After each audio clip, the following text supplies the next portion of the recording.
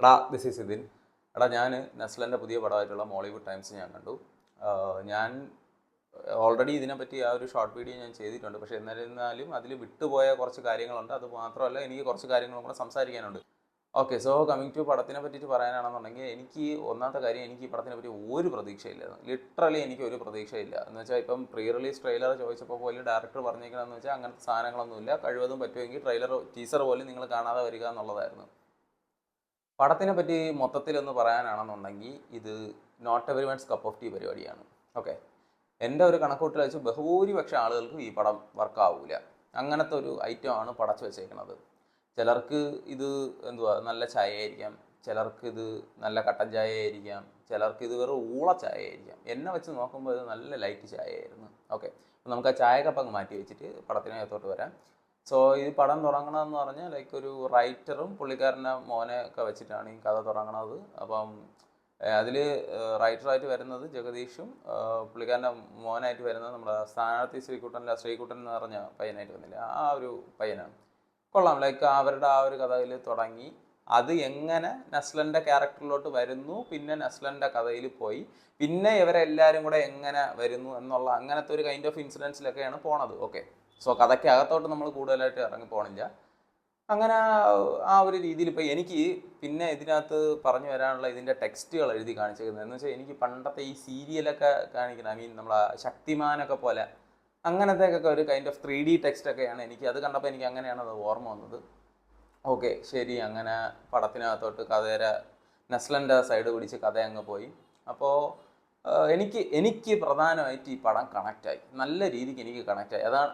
പിന്നെ ഞാൻ പല വീഡിയോസിൽ പറഞ്ഞിട്ടുണ്ട്, അതേപോലെ ഞാൻ പറയണമെന്ന് പറഞ്ഞാൽ ഇതിൻ്റെ മാത്രം ഒപ്പീനിയനാണ്. കാരണം എനിക്ക് ഈ പടം കണക്റ്റ് ചെയ്യാൻ എനിക്ക് എൻ്റേതായിട്ടുള്ള ഒരു ഒപ്പീനിയൻ ഉണ്ട്. ഞാൻ അതിലോട്ട് വരാം. ഓക്കെ, മിക്കവർക്കും ഈ പടം വർക്കാവില്ല എന്നാണ് എനിക്ക് പറയാനുള്ളത്. സോ അങ്ങനെ നസ്ലൻ്റെ ആ ഒരു സൈഡ് പിടിച്ച് കഥയങ്ങ് കയറി. അവിടെ എന്ന് പറയുന്നത് ഇപ്പം ടീസറിൽ കാണിക്കും പോലെ തന്നെ ലൈക്ക് ഒരു ഹൊറർ ഫിലിം മേക്കർ ആവാനായിട്ട് അതിനു വേണ്ടി കച്ചകെട്ടി ഇറങ്ങിയിരിക്കുന്ന ഒരു ക്യാരക്ടറാണ് നമ്മുടെ നസ്ലൻ്റെത്. അപ്പോൾ എനിക്കിതെങ്ങനെ കണക്ട് ആയെന്ന് വെച്ചാൽ, ഞാനും ഒരു ഫിലിം മേക്കർ ആവാനായിട്ട്, ഹൊററൊന്നുമല്ല, എനിക്കങ്ങനെ ഇന്ന പർട്ടിക്കുലർ ജോണറൊന്നൊന്നുമില്ല, ഇവിടെ എല്ലാം പോകും. സോ അങ്ങനെ ഒരു ഫിലിം മേക്കർ ആവാനായിട്ട് ആഗ്രഹിക്കുന്ന ഒരാളാണ് ഞാൻ. അപ്പം ആ കുറേ ഇൻസിഡൻസ് എന്ന് വെച്ചാൽ എനിക്ക് എന്നെ തന്നെ കണ്ട ഒരു ഫീലായിട്ട് എനിക്ക് തോന്നി. എന്ന് വെച്ചാൽ ചില മൊമെൻറ്റ്സൊക്കെ എനിക്ക് നല്ല രീതിയിൽ എനിക്ക് വർക്കായിട്ടുണ്ട്. സോ അപ്പം അങ്ങനെ പഠന രീതിയിൽ പോയി, ലൈക്ക് ഓരോരോ ഇൻസിഡൻസ് തൻ്റെ ലൈഫിൽ ഓരോരോ സ്റ്റേജിൽ നടക്കുന്ന ഇൻസിഡൻസ് ആയിട്ടാണ് പോണത്. അപ്പോൾ അതിൽ ലൈക്ക് തൻ്റെ സ്കൂൾ കാലഘട്ടത്തിൽ ആ ടൈമിലാണ് മറ്റേ മുടിയൊക്കെ നീട്ടി വളർത്തിയിരിക്കുന്നത്. ഇപ്പോൾ ലൈക്ക് ലോകയുടെ പ്രൊമോഷൻ ടൈമിൽ പ്രൊമോഷൻ അല്ല, എനിക്ക് തോന്നുന്നു തിയേറ്റർ വിസിറ്റിനാണെന്ന് തോന്നുന്നു, ലൈക്ക് നസ്ലം വന്ന സമയത്ത് ആരോ ഒരാൾ വിളിക്കുന്നുണ്ട് നല്ല ബംഗാളി ലുക്കായിട്ടുണ്ടെന്നുള്ളത്. ആക്ച്വലി എന്ന് വെച്ചാൽ അപ്പോൾ പുള്ളിക്കാരനത് എന്തോ ഡയലോഗ് അടിച്ച് ചിരിച്ച് തള്ളിയെങ്കിലും എനിക്കത് കണ്ടിട്ട് അങ്ങനെ മോശമായിട്ടൊന്നും തോന്നില്ല. കാരണം അപ്പോഴത്തെ ആ ഒരു കാലഘട്ടം, ആ ഒരു സിറ്റുവേഷൻ എനിക്കത് ആപ്റ്റായിട്ടാണ് എനിക്ക് തോന്നിയത്. സോ അങ്ങനെ ഓരോ സിറ്റുവേഷൻസ് കഴിഞ്ഞ് പോകും തോറും ഓരോരോ ഇൻസിഡൻസ് നടക്കുന്നതെന്ന് വെച്ചാൽ എനിക്ക് ഓരോരുത്തരുടെ പെർഫോമൻസ് എനിക്ക് എടുത്ത് പറയേണ്ടതായിട്ടുണ്ട്. ഒന്നാമത്തെ കേസ്, ഇപ്പം പുള്ളിക്കാരൻ്റെ കൂടെ നടക്കുന്ന ഒരു കൂട്ടുകാരനായിട്ടുള്ള ക്യാരക്ടർ ഞാൻ ആദ്യം വിചാരിച്ചു പ്രത്യേകിച്ച് പുള്ളിക്കാരനൊന്നും ചെയ്യാനൊന്നുമില്ല, ഇതെന്തോന്ന് ചുമ്മാ ഇങ്ങനെ നടക്കുകയാണ്. പിന്നീട് ആൾക്കും അതിൻ്റേതായിട്ടുള്ള ഇതുണ്ട്. പിന്നെ ഒരു പരസ്യമായ രഹസ്യം എന്നുള്ള രീതിയിൽ അങ്ങനെ കുറച്ച് കോൺസെപ്റ്റുകളൊക്കെ സംസാരിക്കുന്നുണ്ട്. ശരിയാണ്, ആലോചിക്കുമ്പോൾ ശരിയാണ്. ഓക്കെ, പിന്നെ ഷറഫുദ്ദീൻ ഉണ്ട് ഇതിനകത്ത്. എനിക്ക് ഇതിൽ ഇഷ്ടപ്പെട്ട കാര്യം എന്ന് വെച്ചാൽ, ബോയ്സ് ടോയ്ലറ്റിൽ 2 കസേര എടുത്ത് ഇരുന്ന്, എന്ന് വെച്ചാൽ 2 പ്ലാസ്റ്റിക് കസേര എടുത്ത് ഇരുന്ന് സംസാരിച്ചുകൊണ്ടിരിക്കുന്നത് ഞാൻ ഇതുവരെ എൻ്റെ ഓർമ്മയിൽ ഞാൻ അങ്ങനെ കണ്ടിട്ടില്ല. മേ ബി വേറെ സിനിമയിൽ വല്ലതും ഉണ്ടാകുമെന്ന് എനിക്ക് അറിഞ്ഞുകൂടാ. കുശലാന്വേഷണം പറയും പോലെ ബോയ്സ് ടോയ്ലറ്റിനകത്ത് 2 പേര് കസേര ഇട്ട് അപ്പുറത്തും ഇപ്പുറത്തും ഇരുന്ന് നമുക്ക് സംസാരിക്കാം എന്നുള്ള രീതിയിലിരിക്കുന്ന അങ്ങനത്തെ കൈൻഡ് ഓഫ് ഷോട്ടുകളുണ്ട്. പിന്നെ അതേപോലെ തന്നെ നസ്ലൻ്റെ തന്നെ ലൈക്ക് ഒരു 360 ഡിഗ്രി കറക്കിയടി ഒരു ഷോട്ടുണ്ട്. അത് 2ആയിട്ട് അത് എടുത്ത് വച്ചിട്ടുണ്ട്. എന്ന് പറഞ്ഞാൽ ഒരു ബെഡിലിരിക്കുന്ന ഒരു ഷോട്ടും ഉണ്ട്, അല്ലാതെ ഒരു ക്യാൻറ്റീൻ പോലത്തെ ഒരു ഷോട്ട്. എനിക്കത് ഭയങ്കരമായിട്ട് ഇഷ്ടപ്പെട്ടു, ആ ഒരു കറക്കിയടി ഷോട്ട്. പിന്നെ സംഗീത് പ്രതാപ് ഉണ്ട്. എന്ന് വെച്ചാൽ ആ ഒരു അമൽ ഡേവിസ് ആ ഒരു വൈബൊന്നും അല്ല, നേരെ പാടാൻ വേറൊരു ടൈപ്പാണ്.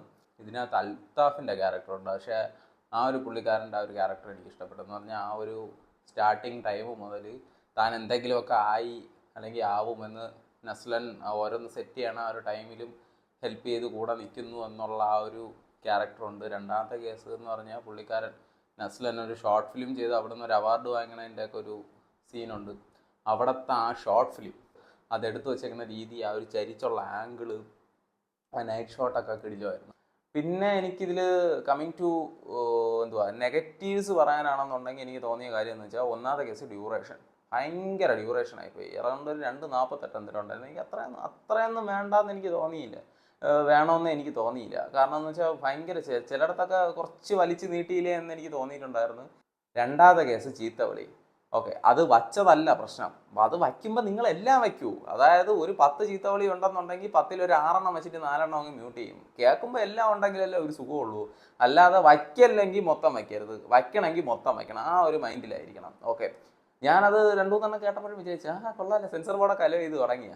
ഓക്കെ, ശരി.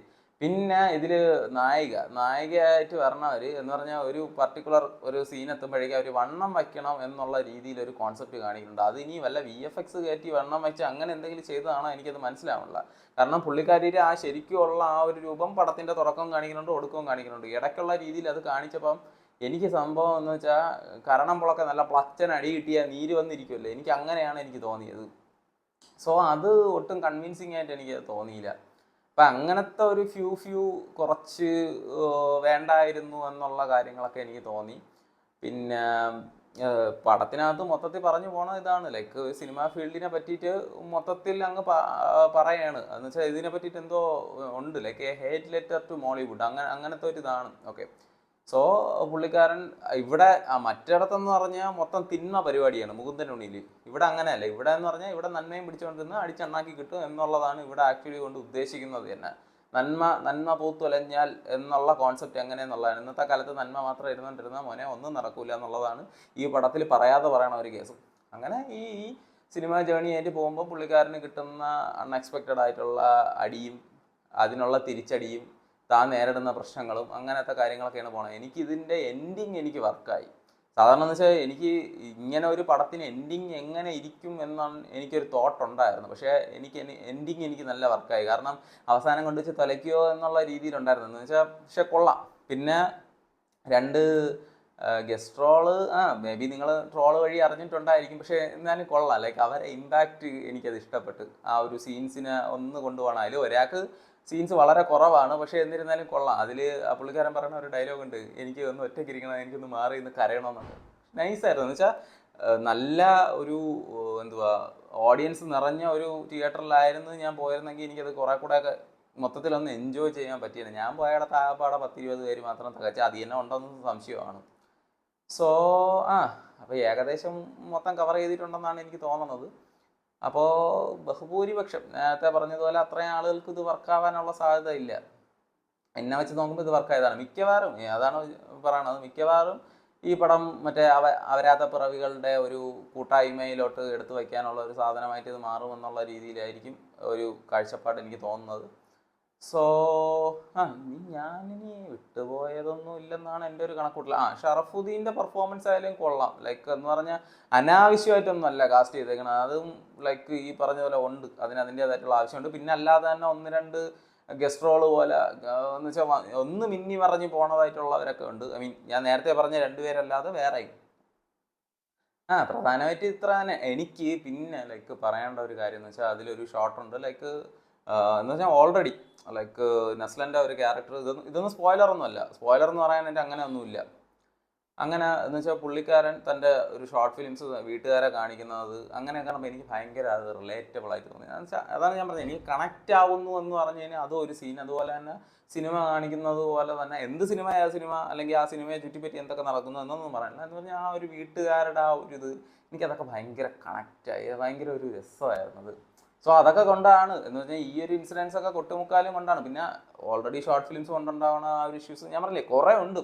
ആ ഒരു തുടക്കത്തിൽ ആ ഒരു റൈറ്ററിൻ്റെ മോനിൽ നിന്ന് തുടങ്ങി പിന്നെ നസ്ലൻ്റെ കഥയിലോട്ട് കയറി പിന്നെ കറങ്ങി തിരിഞ്ഞ് പോകണ കുറേ ഉണ്ട്. പക്ഷേ അതിലോട്ടൊന്നും നമ്മൾ പോകണമെന്നില്ല.